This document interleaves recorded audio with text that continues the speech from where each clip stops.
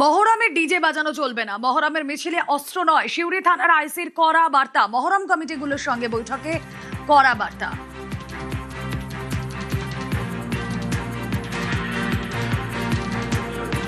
আমি বলে দিই, ও মনে করালো যেসব আছে, আপনাকে যেটা প্রথম দায়িত্ব দিলাম, যে 4-5 জন আপনারা থেকে সিরিয়াল করেছি মহরমে, আপনাদের বলে যাবেন কোথায় গত বছর আপনার গাড়ি ডাইভার্ট করতে হয়েছিল,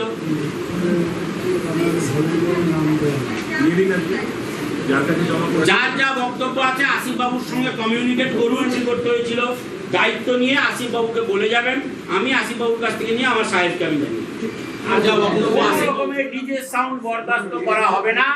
কোনো অস্ত্র নিয়ে প্রশাসন বা মহরমের মিছিল বা যে কোনো মিছিল অ্যালাউ করা হবে না। যে সাউন্ড লিমিট মানুষ সহ্য করতে পারে, যে সাউন্ড লিমিটে আপনার ধর্মীয় বক্তব্য স্পষ্টভাবে শোনা যায়, সেই ধরনের সাউন্ড লিমিট হাইকোর্টের যে অর্ডার আছে, পলিউশন কন্ট্রোল বোর্ডের যে অর্ডার আছে, সেটা মেনে যদি আপনি চালান, পুলিশ প্রশাসন আপনার ওই ব্যাপারে হস্তক্ষেপ করবে না।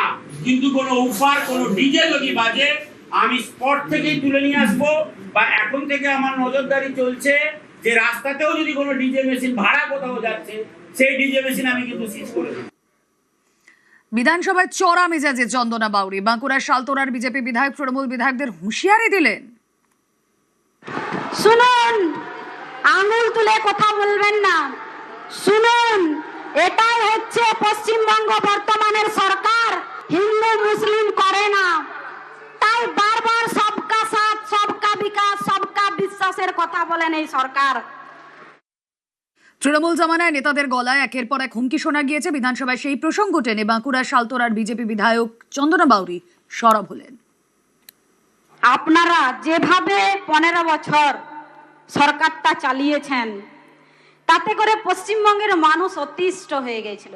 আপনাদের সরকার যখন চোরাম গুড় বাতাসা কেটে ভাগীরথীতে ভাসিয়ে দেব, সেই তখন তো আপনারা কোথায় ছিলেন আপনারা? তখন তো কেউ বলেননি এই বিধানসভাতে যে না, বলবেন না। আমাদের সরকার গণতন্ত্র প্রিয় সরকার, তাই এখনো পর্যন্ত আপনারা সুরক্ষিত আছেন।